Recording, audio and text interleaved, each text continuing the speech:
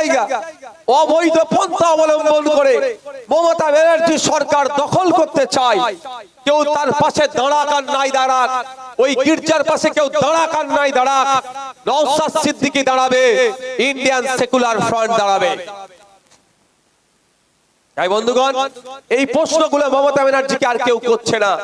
চাটুকারের দলেরা, মুসলমানদের ভালো সাজা নেতারা, দলিতদের ভালো সাজা নেতারা, আদিবাসীদের ভালো সাজা নেতারা আজকে কথা বলছে না, সব মমতা ব্যানার্জির কাছে আত্মসমর্পণ করে নিয়েছে। গুটি কয়েক মানুষ আছে মিথ্যা মামলা দিয়ে তাদেরকে দমিয়ে রাখার চেষ্টা করছে, তার মধ্যে নওশাদ একজন, আমাকে বিভিন্ন ভাবে আটকানোর চেষ্টা করছে। আমি এতটুকু কথা বলতে চাই, আমি ওইসব ফালতু কথা বলে সময় নষ্ট করতে চাই না, এতটুকুই শুধু এই বিষয়ে কথা বলতে চাই। অনেকে তো বক্তব্য দিয়ে ফেললো ওই বিষয়ে, লাগাতার দেখি বক্তব্য দিচ্ছে, যাক সবার বাক স্বাধীনতা আছে, আমি তো আটকাতে পারি না, ফ্রিডম অফ স্পিচ। তো ফ্রিডম অফ স্পিচের নামে কেউ না অশালীন কোনো মন্তব্য করে, শালীনতা বজায় রেখে। শুধু এতটুকুই বলতে চাই, যতই ধমকাও চমকাও নওশাদ সিদ্দিকীকে, নওশাদ সিদ্দিক তোমার পিসিমণির কাছে আত্মসমর্পণ করবে না, এটা তুমি তোমার ডায়েরিতে লিখে রাখো।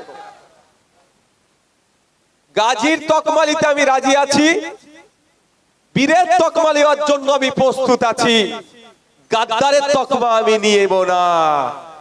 এতটুকুই আমার ইশারাই বুঝে নিয়েছেন আপনারা, আর বলতে লাগবে নাকি ও আমার দ্বারাই হবে না। ভাই গাজী হব, গাজী হব, শহীদ হব, দুটোর মধ্যে একটা তো হয়, শহীদ নালে গাজী, কিন্তু গাদ্দার দেয়ার ইজ নো অপশন,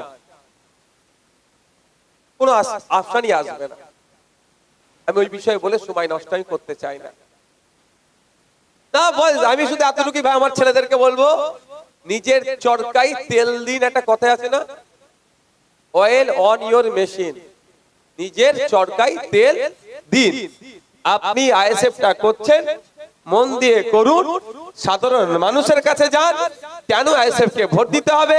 একজন বিধায়ক 293টা বিধায়ককে হিলিয়ে দিচ্ছে, একদিকে 77টা বিজেপির বিধায়ক, তাদেরকে নিয়ে চর্চা নয়। ভাঙড় এমন মায়েরা বাপেরা এক এমন ঔষধ পাঠিয়েছে বিধানসভায়, একজনকে নিয়ে 293 জন পেরেশান আছে।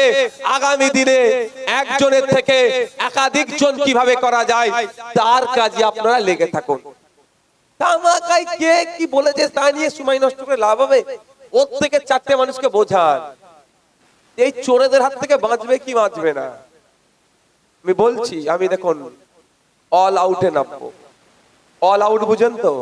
আমি জানিয়ে দিতে চাই, আপনাদের মনে আছে হরগোবিন্দ দাস, চন্দন দাস, 2 জনকে খুন করেছে সমাজ বিরোধীরা মুর্শিদাবাদের শামসেরগঞ্জে, কিন্তু আমার কাছে খবর আছে 13 জনকে যাবজ্জীবন কারাদণ্ড দিয়েছে, কিন্তু 4 জনের মধ্যে একজনও ওই খুনের সাথে যুক্ত নাই। মমতা ব্যানার্জি শুধু হিন্দু ভাইদের কাছে ভালো সাজার জন্য নিরীহ গরিব মুসলমানগুলোকে ধরে তার পুলিশ বাহিনীকে দিয়ে পিটিয়ে ভুল এভিডেন্স তৈরি করে তাদেরকে যাবজ্জীবন দিয়েছে। তাদের পাশে আর কেউ দাঁড়িয়েছে? মুসলমানদের মাসিয়া বড় বড় নেতা কেউ দাঁড়ায়নি। আমি বলে যাই, ভাঙড়ের বিধায়ক তাদের প্রত্যেককে ডেকেছে, কথা বলেছি, এবং এটাও বলেছি 13 জনের পরিবারের সাথে আমি কথা বলেছি। আপনাদের জানিয়ে রাখি, অল আউট কেন খেলবো বলছি বুঝতে পারছেন না? এলাকায় একটা অশান্তি হলেও আইনের মাধ্যমে আমি বুঝে নেব। কাউকে অন্যায় ভাবে যাবজ্জীবন করবে এটাও আমি মানবো না। আপনাদের জানিয়ে রেখে যাই, 13 জনকে 13 জনের পরিবারকে ডেকেছি, এটা রেকর্ড হচ্ছে, ছাড়বে। আমি এটুকুই বলতে চাই, আমার বক্তব্য শুনে বৃহত্তর হিন্দু সমাজের মানুষেরা বলবে হয়তো হরগোবিন্দ দাস, চন্দন দাসের খুনিদেরকে নওশাদ সিদ্দিকী বাঁচাচ্ছে। একদম নয়। হরগোবিন্দ দাস, চন্দন দাসের যারা প্রকৃত খুনি তাদেরকে শাস্তি দেওয়া হোক, যাবজ্জীবন নয়, তাদেরকে 6 মাসের মধ্যে ফাঁসিতে চড়াক, এই দাবিটা নওশাদ সিদ্দিকী করছে। কিন্তু হরগোবিন্দ দাস, চন্দন দাসের প্রকৃত খুনিদেরকে খুঁজে বার করতে হবে। গরিব সহজ সরল সাদাসিধে মুসলমানদেরকে ধরে বোকা বানিয়ে তাদেরকে যাবজ্জীবন কারাদণ্ডের ব্যবস্থা এই রাজ্য সরকার করবে। নওশাদ সিদ্দিকী চুপ করে বসে থাকতে পারবে না, ওদেরকে আমি আইনি লড়াই করব। ওদের হয়ে 13 জনকে ডেকেছি, কথা বলেছি, আলোচনা করেছি এবং এখনো বলেছি ওদের কাছে যে আপনাদের মধ্যে থেকে যদি প্রকৃত কারো পরিবার খুনি হয়ে থাকে এটা মাথায় রাখবেন, সত্য কথা বলুন, না হলে ওই একজনের জন্য আমি 13 জনের হয়ে লড়াই করব। পরে যদি দেখেছি একজন ওই খুনের সাথে যুক্ত, 5 জন্য সে মিথ্যা কথা বলে 13 জনের টিমে ঢুকেছো, আমি যদি জানতে পারি ওই একজন গাদ্দারের মধ্যে ঢুকেছে ভালোদের মধ্যে, তাহলে কিন্তু 13 জনের মামলায় আমি ছেড়ে দেবো, আমি মামলা করব না। এই বার্তাও কিন্তু ওদেরকে আমি দিয়েছি।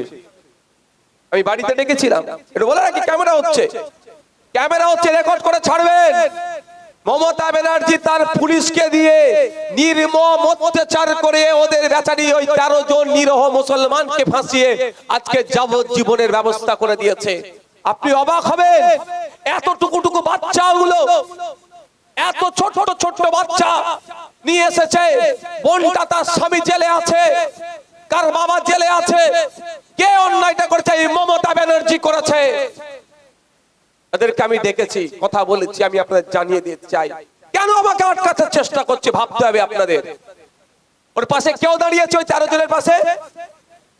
ওয়াকাফ চোর ফিদা হাকিম একটা কথা বলেছে মমতা ব্যানার্জিকে যে ভুল হচ্ছে দিদিমণি, আসল খুনিদেরকে শাস্তি দাও। আসল খুনি হচ্ছে তৃণমূলের নেতারা, আসল খুনি তৃণমূলের নেতারা। তৃণমূলের নেতাদেরকে বাঁচানোর জন্য সহজ সরল নিরহ মুসলমানগুলোকে তুলে নিয়ে গিয়ে তাদেরকে খুনি বানিয়ে দিয়েছে। তবে আইন বিচার ব্যবস্থা আছে, এটা মাথায় রাখবে। আইন বিচার ব্যবস্থার জয় হবে, সংবিধানের জয় হবে, এটা আমরা ভরসা করি। কিন্তু প্রশ্ন এখানে, মমতা ব্যানার্জি আসল খনিগুলোকে সরে দিয়ে ডুপ্লিকেট গুলোকে, অর্থাৎ যারা নিরহ তাদেরকে, অভিযুক্ত তাদেরকে খুনি বানিয়ে দিল। তাই বন্ধুগণ, আমি বাড়িতে ডেকেছিলাম, কথা বলেছি, সবাইকে বলেছি এটাই, আমি আইনি সহায়তা তোমাদেরকে দেব।